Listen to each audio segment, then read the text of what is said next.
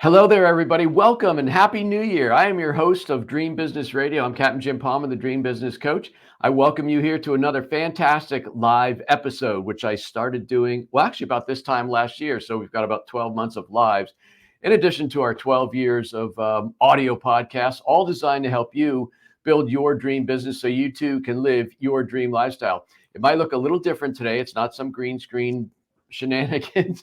I'm broadcasting today from the studio of my daughter's company, interviewconnections.com, Jessica Rhodes. And Stephanie and I are up here visiting Jessica, Jamie, and of course our grandkids. I usually mention them first, but I don't know. We're going up to see the grandkids and my daughters. Anyway, this is episode 586, and my special guest this week is Jennifer Sukalo. Jennifer, how'd I do with that? That was perfect. You saw Jim had to go there and think about that little coaching tip you gave me. Oh my goodness.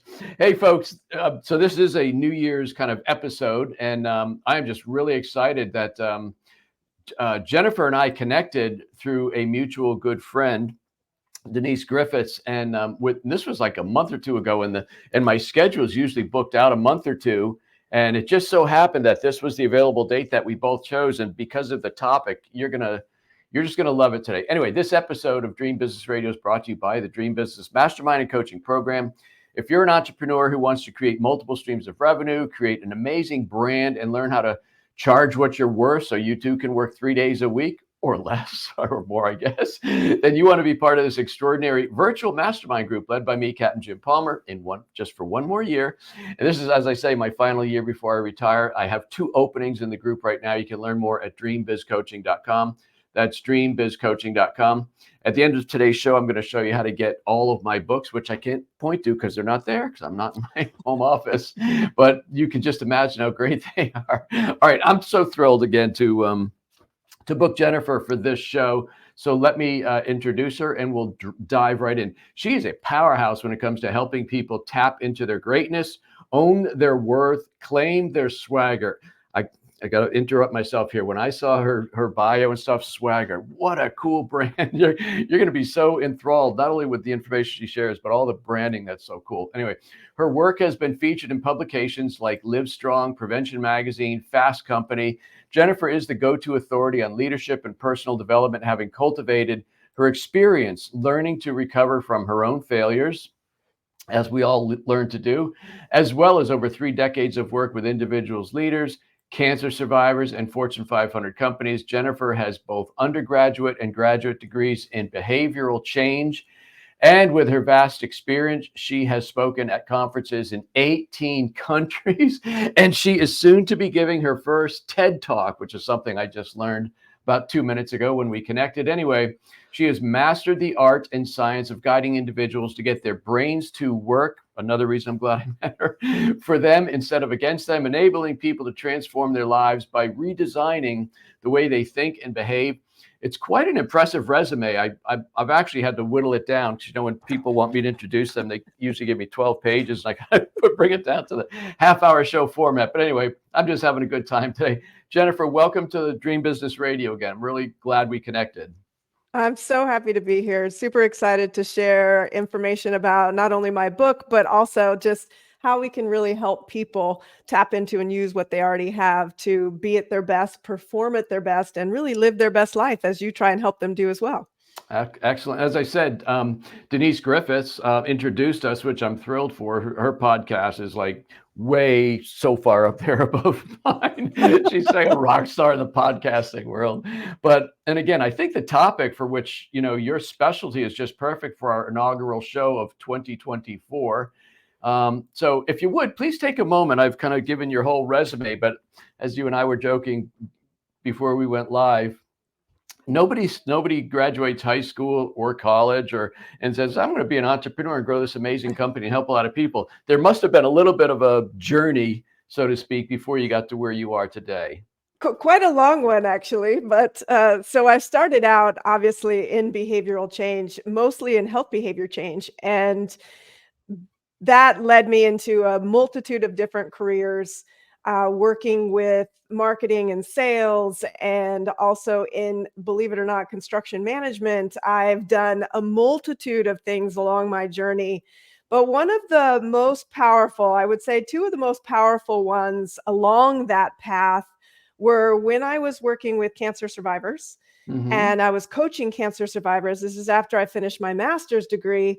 And I recognized that when cancer survivors are in treatment, treatment and surviving treatment becomes their whole life. They really Right. can't focus on anything else. But when they get past that, they get to a point where they really don't know who they are anymore because they've been fundamentally changed by the experience. And so they don't really know where to go from there. And I always wanted to help them see cancer as the spark that created the rest of their life instead of something they survived. So Yes. that was the real seed for the book and for this whole concept. So it started out really being for cancer survivors initially. And then I Mm. spent about 12 years or so as a global leadership consultant. So I was designing, facilitating, and working with leaders from aspiring leaders all the way up to the C suite of organizations all over the world and developing experiential learning programs. So helping leaders learn by doing, which is the most powerful way that we as adults learn. And I wanted to take everything that I had kind of not only learned in my own life, but then also what I had really seen be real extremely powerful with leaders across the globe. And how could I package that and put it into something that was applicable and easy and actionable and doable for people, just everyday people, people that didn't have access to corporate training or any of the things that I was fortunate enough to be part of. So interesting. First of all, I usually take about a half hour to prepare for these interviews. I probably got about a dozen questions. I'll get through three of them because your answers are so awesome. But I'm almost, we should have met in 2001 based on that answer. Well, seriously, because I went through a year and a half of unemployment. I lost Yeah. my job as VP of marketing for this training company.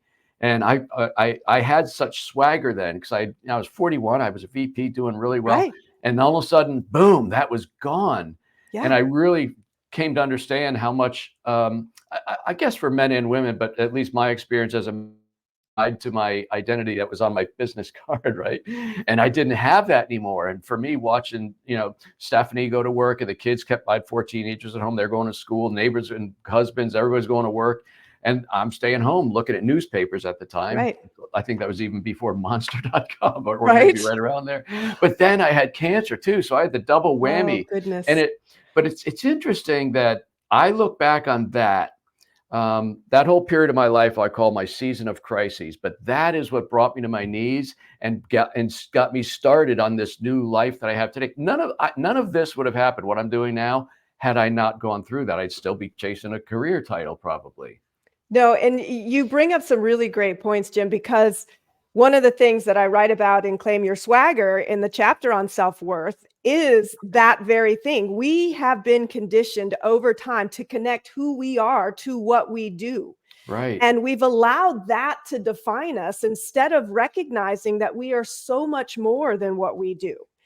And it's creating that mindset shift. So that's one of the things that I mean by getting your brain to work for you instead of against you. We control our thoughts. We can shift our mindset. We don't have to stay stuck in these beliefs that we've had for decades.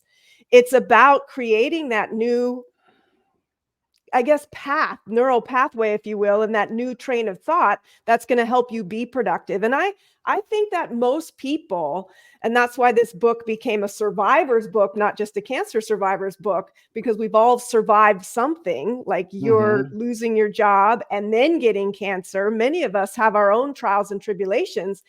And I think it takes us getting to that kind of point where we start to question that allows us to really tap into and figure out what our potential really is.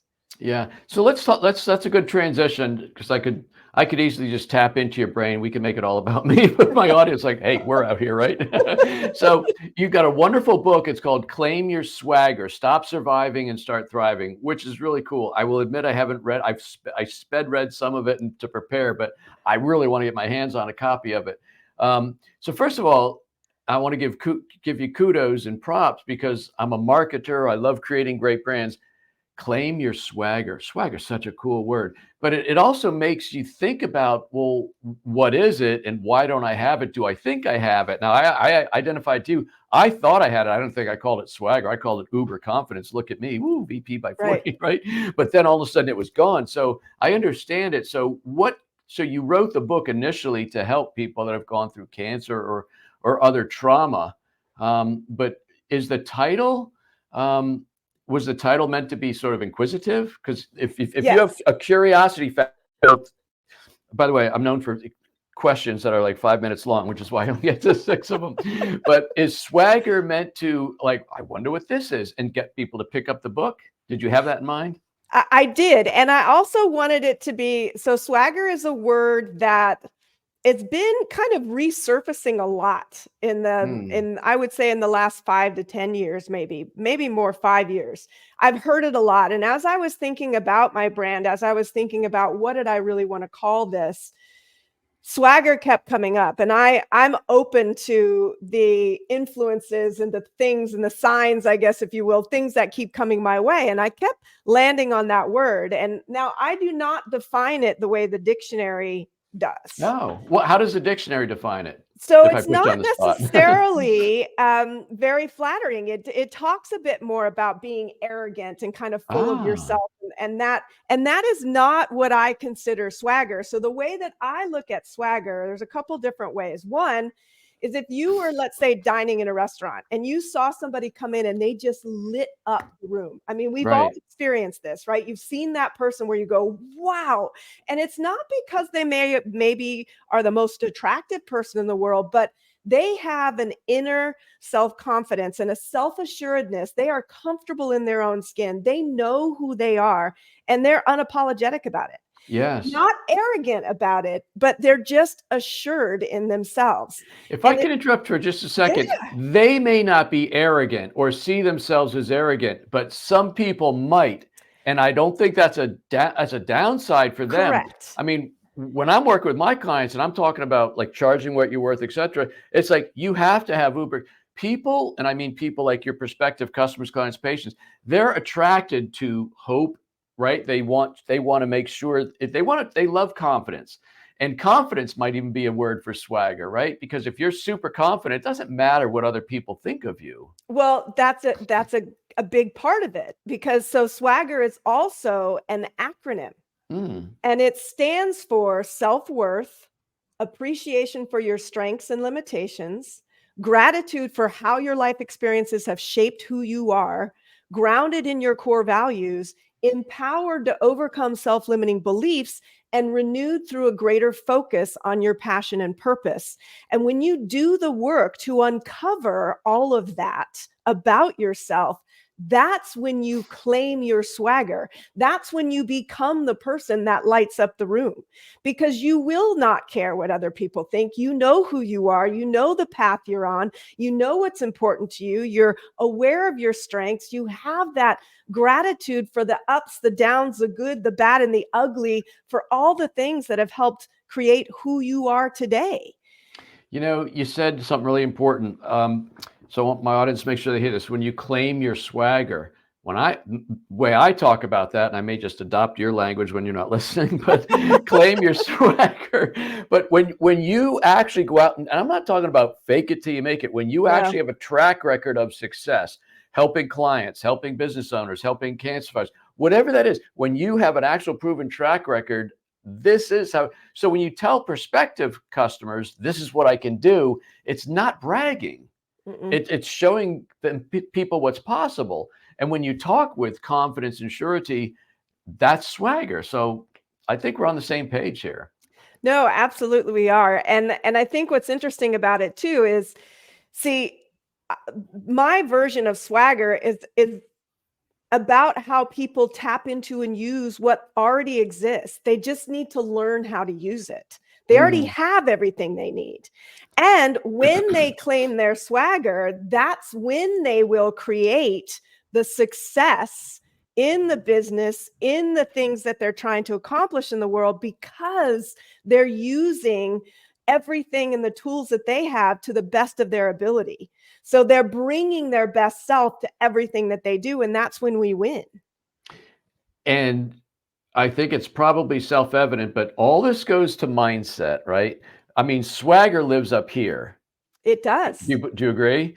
And Yes. so that's why what you do and what I do is so important. You have to sometimes you have to help people who can and should have swagger, but don't. You have to help them see why they should have swagger. Well, Anyway, it's part of also letting go of those self-limiting beliefs, right? Because we tend to get in our own way. We tend to sabotage ourselves. But when we can learn to get our brain to work for us instead of against us, to stop blocking us, to let go of some of these self-limiting beliefs, or I call them in Claim Your Swagger in the book, swagger limiting beliefs, because that's exactly what they are. When we hmm, recognize that they are uninvited guests and they no longer have to be welcome into our lives, that there are tips and tools and techniques we can use to actually get rid of them for good, then we take back our power.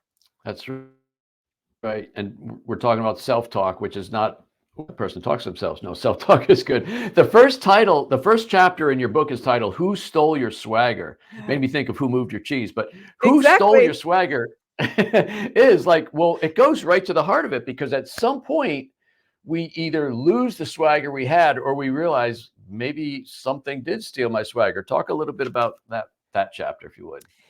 Well, so that first chapter deals with kind of my kind of down time in my life. So Hmm. my moments of, wow, okay, I hit my rock bottom. And it was, luckily for me, it was in my early 20s. So I've had a lot of time to kind of really grow from that low place in my life.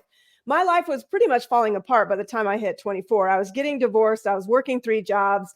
I was on the verge of homelessness. I know exactly what it feels like Wow. to have an eviction notice on your front door when you come home from work and have no clue why it's there. So it was a bad time in my life, but I had to realize and I had to make a choice in that moment. And I recognized in that moment that I was the only one that was going to determine where I went from there. I was the only one that was going to determine what direction I took, where my life was going. And I was in control of my life, not the circumstances around me. And so once I made that choice, then it was, sometimes an uphill battle for sure. But that's where I really started to gain this momentum and this better understanding of swagger and the different elements of it. My self-worth had taken a massive nosedive, in Right. that time in my life. I had lost who I was completely, and I had to earn that back. I had to gain that back again. I had to redefine who I was and stop connecting it to the things that, just like with you, that are transient. They can go away in a moment's notice. So it was really a journey for me. And I have that chapter in there to help people realize we all, no matter who we are, go through our trials and tribulations in life. It's a matter of what we do with those and where we go from there. Right. One of the expressions I tend to see a lot as I look at various places is you have to wake up. Nobody's coming to rescue you. You know, I've never met a highly successful entrepreneur that waited for somebody to rescue them, save Right. them, or make them, or give them their swagger. So, skipping ahead to chapter 3, discovering your self worth. I'm sure through everything you went through, you have a sort of a process that helped you find your own self worth and therefore your swagger. What are some steps that people can take to discover their self worth? I think the first thing is really becoming aware of the aspects that impact it. So there's actually a self-assessment in that chapter that many people have told me was very surprising for them because they thought they had a pretty strong sense of self and their self-worth. Okay. But we have allowed, especially in the society we're in today, we have allowed so many external factors to impact it. How people view us, how others see us, how attractive we think we are, how well we do in our work, how well we perform at things in life. There are many, many external factors that impact how we see ourselves.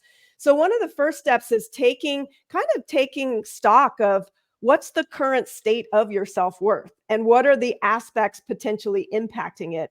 And once you identify those, then there are things you can start doing up here to create some mindset shifts and to, one, disconnect who you are from what you do and recognize that we are worthy simply because we exist. Our worth is innate. And that means that no one else can impact it from the standpoint of no one else gets to deem what we're worth or whether or not we're worthy. And it's not about what we do as our job or our role or any of that that makes us worthy of love, happiness, success, or any of it. We're worthy and we deserve all of that simply because we exist. It's innate. That's the difference between your identity and your role. So I Yes. remember when I was working at that training company, I actually went through the courses and we talked about, I said, that's really interesting. Little did I know it's Yes. probably prepping me for what I was about to go through. Right? But the identity is who you are. The role, what husband, father, son, marketer, trainer, whatever, all those were roles. It's Right. not who you are. So that was pretty interesting. So I didn't see the actual quiz, and I'm sure it's helpful. Is it really possible for somebody who, let's say, is actually maybe down in the dumps a little bit, and they're really trying to figure out their self-worth so they can really, is it possible for them to do that without getting, professional help from a coach like yourself or myself? Oh, I absolutely believe it's 100% Okay. people are 100% capable of doing it. Now, I also encourage people to get help. There's nothing wrong with getting help to get the support that you need wherever you are in your life and on your journey. So I don't discount that. At the same time, there are very simple things we can do. One of the simplest things you can do to start feeling a bit better about yourself, this is going to Hmm. sound really strange, but I call it A-OK, which is acts of kindness. Okay. And so going out, deciding, let's say every morning, wake up and go, I'm going to do 3 acts of kindness today for other people. And then you keep track of those during the day. And then you also take stock of how you feel. Because when we do something nice or good for someone else, when we help somebody else, it actually boosts our own self-worth. So there are physical things we can start doing on a daily basis that can start to shift how we see ourselves and how we feel about ourselves. That's just Yeah. one example. Yeah, I agree with you, and I'm not in my office, or I'd hold up my book, Serve First, because that is a really big component of what I believe is important. And early on, when I wasn't busy and stuff, I got involved with a nonprofit through our church called Good Works, where we donated one Saturday a month, every month. And when you sign up, you're there. And then as my business started growing, I'm like, oh my gosh, I haven't cut my own lawn. I'm growing my own business. I'm going to go take a whole Saturday. And I'd always I wish there was a reason I didn't have to go. And then I'd like float home because, and I, Exactly. and I called it back in the day of hashtags, hashtag perspective. No matter Yes. what I'm going through, what I just saw, it was very, very low income people is who we helped. It was amazing, and that whole serve mentality. So that is really good. And the time is so fast running out. You talk about in other chapters about gaining appreciation for your strengths and finding gratitude. And I'm going to combine 2 questions because once you go through the first part of this answer, one of the final chapters I think was called "Being Renewed Through Your Passion and Your Purpose." Right. And I'm like, that's it. Because once you tie what you do, your skill, your talent, what you can bring to the table, and you combine it, you obviously become passionate about it. And if you are fortunate enough to make a business and a purpose of that, that's when the whole thing. I'm sure there's a Exactly. question that you can answer there somewhere.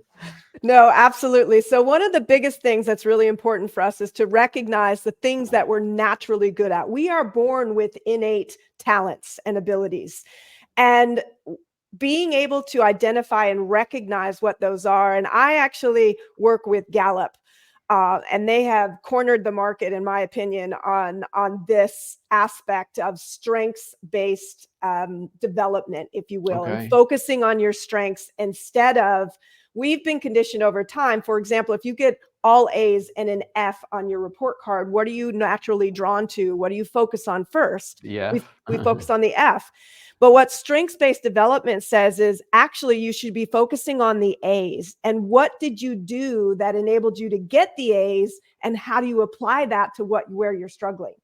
So it's a different way of thinking. And when we get really good at knowing what we're innately good at and what we're talented at, then we can develop those into what I call our swagger superpowers.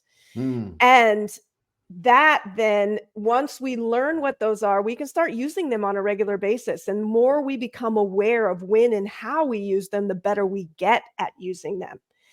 And gratitude is one of the biggest tools in our toolkit. It is something that can immediately and profoundly shift your mindset in an instant. So instead of being, for example, complaining about noise, you might ask yourself, shouldn't I just be grateful I can hear? In that moment, in that simple question, you can profoundly shift a mindset and attitude, which helps you move forward more productively. So when you can combine some of this, knowing what your strengths are, having your self-worth, appreciating and having gratitude for what has shaped you throughout your life, finding those learning moments, instead of thinking life is happening to you, you start to look at it and say, life is happening for you. What can I learn? How can I gain from this? How can I go forward differently because of this experience? That's how we start to reshape and reframe how we think about things and how we can get the brain to work for us. So it's reshaping neural pathways. We got about 4 minutes left. See if I can squeeze in 12 questions. No, I'm sure I can. But you have an amazing, I want to tell everybody your website is SwaggerU, SWAGGERU, swaggeru.com. You got a wonderful blog there. One of the blogs that I noticed was called Letting Go of Guilt and Taking Control. I think people for far too long hang on to bad decisions they made. Oh, I invested with this. I wasted money here. I didn't launch for a year, whatever it is. And they hold those bad decisions or what they perceive to be from moving forward, right? So is that kind of what you're talking about there? Or? Yes, absolutely. So for example, let's say somebody gets a divorce and they have this a massive guilt around this, what was probably the best decision for them. And they feel guilty because of whether maybe they let their family down. Maybe they feel like they let their faith down. Maybe they feel like their kids are having issues because of it. They look at all these other things instead of standing up for oneself, going, this is the best thing for me. It's the healthiest thing for me to create my best life. And me being able to create my best life is also setting a great example for my kids, showing them that you don't stay in something that maybe isn't healthy or that isn't a good relationship or whatever it might be, just for the sake of it or on principle alone, but that there are other ways to do things and that you can productively move forward. And letting go of the guilt that people put on themselves for decisions that, quite frankly, are really perhaps smart for them in that time. Yeah. Okay. I'm going to squeeze in one more question, Jennifer. Another blog post was unveiling the secret ingredient. Again, it caused me to read the rest of it, folks. There's like copywriting lessons in here. Cultivating desire for unwavering perseverance. Perseverance. I mean, that's it. You fall down, you got to get up. You get knocked down, you get up. All you have to do is get up and one more time, then you get knocked down. I mean, that's really the essence of perseverance. But tell us about that. Well, so in my book, Claim Your Swagger. So this is Claim Your Swagger. And there's a chapter in there called P to the power of 3, which is patience, practice, and perseverance. So we have to be willing to be patient with ourselves when we're trying to create change in our lives, because it takes time. We have to put the practice time in because things don't happen overnight, especially when we're starting to reshape our thinking and our belief structure. That takes time. Take us time to develop all those. And perseverance is the last P in that formula. And basically, you cannot fail unless you give up. You have to just keep going. And what I learned when I was researching a lot of this, not only in my own life, but as I researched about perseverance, your desire to want whatever it is you're going after has to overcome whatever it is you're going to come up against. And that's what keeps you going. So desire is really that secret ingredient that helps you keep going when things get tough. You have to want it more than you fear it, more than it hurts, more than the struggles. That desire is what's going to enable you to keep moving forward. Oh, such good stuff. Denise Griffiths, thank you, thank you, thank you for connecting me with Jennifer. I would love to have you back sometime. I know you're Yes, speaking and absolutely. traveling. What would be a good place for, I know you want people to go get your book, and you got that great website. What's the first place you want them to connect with you, Jennifer?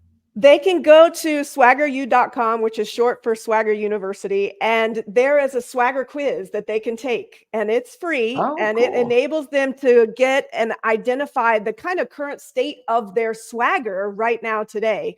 So it's geared at kind of assessing how you feel about yourself and how you feel about your life right now, and that would be a great first step. Wonderful. Jennifer, thank you so much. This has been such a blast, and I greatly appreciate you joining us today. Thank you so much for having me. It's been a pleasure. And folks, I realized looking at my little thumbnail there, the sun must have come out because all of a sudden I look like a silhouette.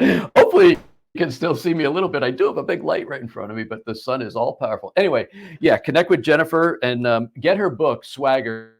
I think it's very, very cool. You are going to love this book. If you've been following me and you love the way I teach and things like that, you're going to love Jennifer as well. So connect at swaggeru.com. You can connect with me at getjimpalmer.com if you're interested in joining me and about right now 23 other smart entrepreneurs in my Dream Business Mastermind, and that is dreambizcoaching.com. This interview, along with all the others, will be on my YouTube channel as of tomorrow. Maybe Friday, because I'm going back home tomorrow and I'm not going to do it from the car. So, but my YouTube channel is Dream Business Coaching. Big surprise there. By the way, even though I don't see the books over my shoulders, you can get all of my books as part of my legacy building program. All 6 of my Dream Business Building books are free in digital format. So they're obviously Kindle books at Amazon. They're Nook books at Barnes & Noble. And they're also in the iBook store, totally free. No opt-in, no nothing. Just go get them. Continue your great education on me. But that's it. Until this time next week, another fantastic interview, and I'll have the books over my shoulder. I am Captain Jim Palmer, the Dream Business Coach, and you take good care.